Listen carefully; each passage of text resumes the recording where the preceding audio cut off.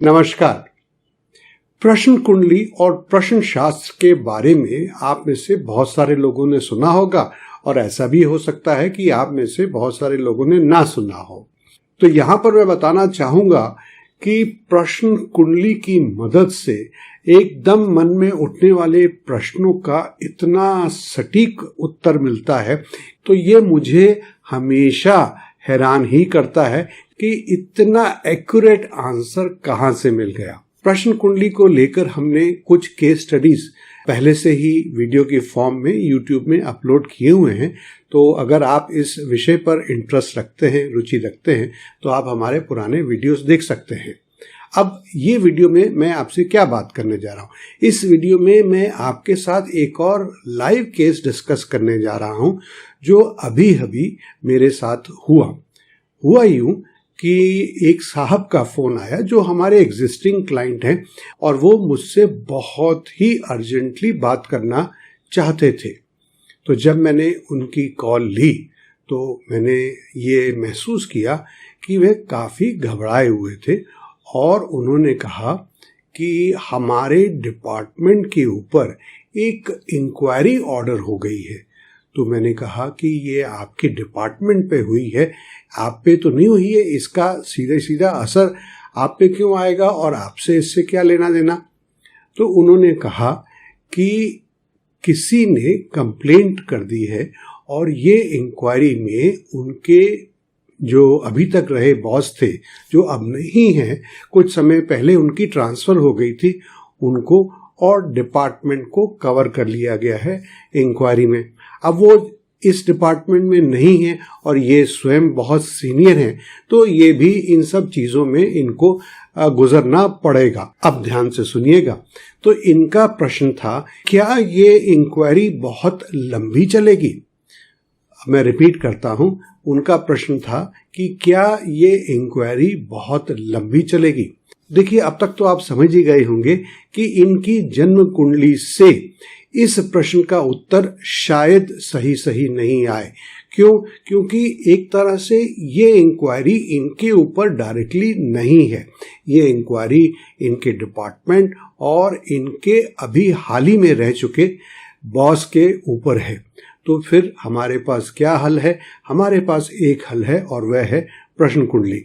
तो मैंने उसी वक्त प्रश्न कुंडली लगाई और देखिए क्या सटीक जवाब निकलकर सामने आया है। तो चलते हैं मेरी कंप्यूटर स्क्रीन पर जाने से पहले मैं आपके साथ दो बातें करना चाहूँगा। पहला, YouTube पर अभी इतने अच्छे और इतनी गहरी स्टडी वाले वीडियोस नहीं हैं प्रश्न कुंडली को लेकर, तो इसलिए इस वीडियो को ध्यान से देखिएगा।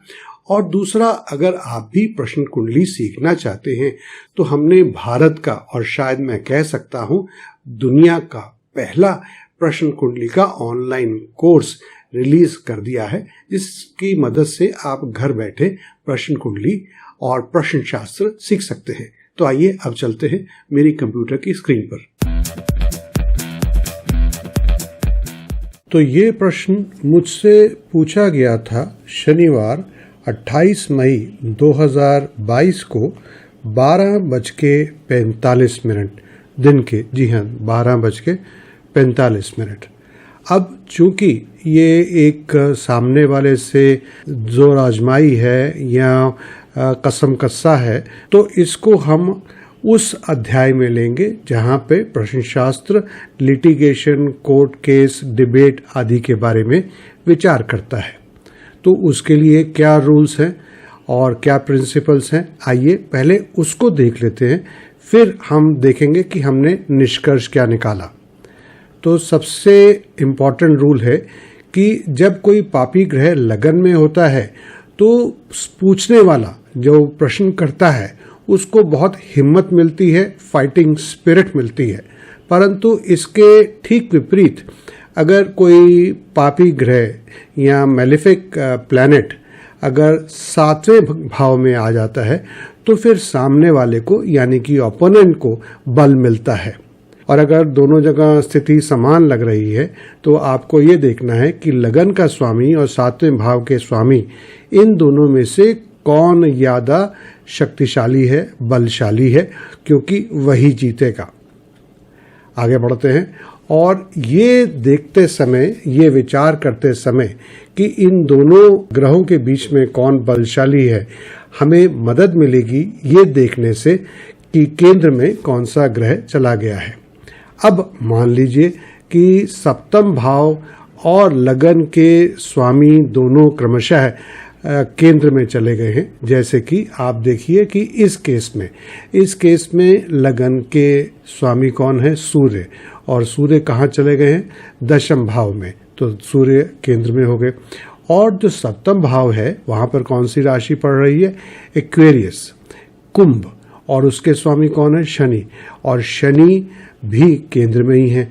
तो बताइए अब क्या करेंगे? ये तो सबसे पहले तो मैंने आपको सिस्टम बता दिया। तो अब हम देखेंगे कि किसकी डिग्रीज कम है।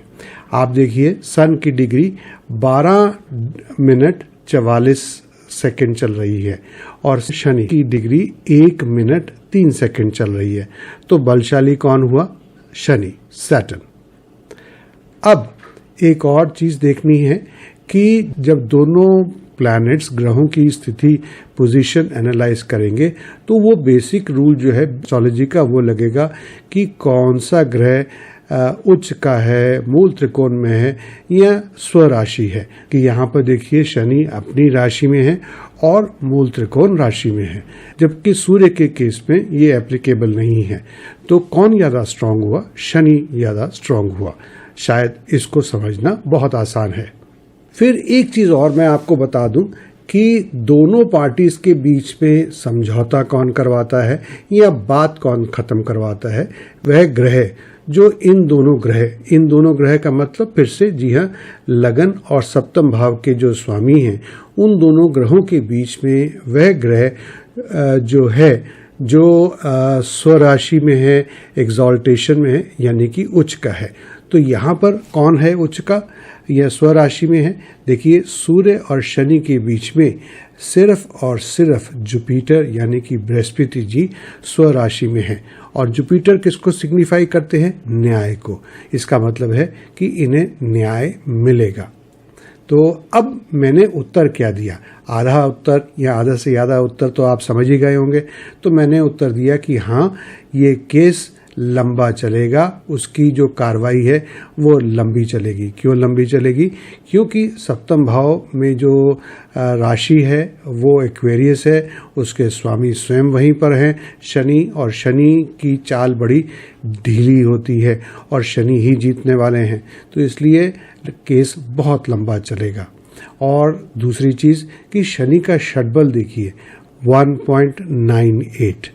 तो हर हालत में शनि ही यहाँ पर बलवान है। और 7वां घर, जैसे कि मैं कहता चला आ रहा हूँ, ऑपोनेंट का है और यहाँ पर 7वां घर बहुत मजबूत है। तो आप समझ गए ना कि प्रश्न कुंडली से उत्तर निकालना कितना आसान है अगर हमें ठीक से नियम मालूम है, प्रिंसिपल्स मालूम है, रूल्स मालूम है। तो दोस्तों, कैसा लगा ये केस स्टडी? तो मुझे उम्मीद है कि इससे आपको बहुत सारी नई इंफॉर्मेशन मिली होगी और ये काफी आपके लिए ज्ञानवर्धक और रोचक रहा होगा। आपने इस वीडियो को अंत तक देखा, इसके लिए आपका बहुत बहुत धन्यवाद। और हाँ, लाइक और शेयर बटन दबाना ना भूलिएगा। तो बस इस वीडियो में इतना ही। मिलते हैं एक नए वीडियो में।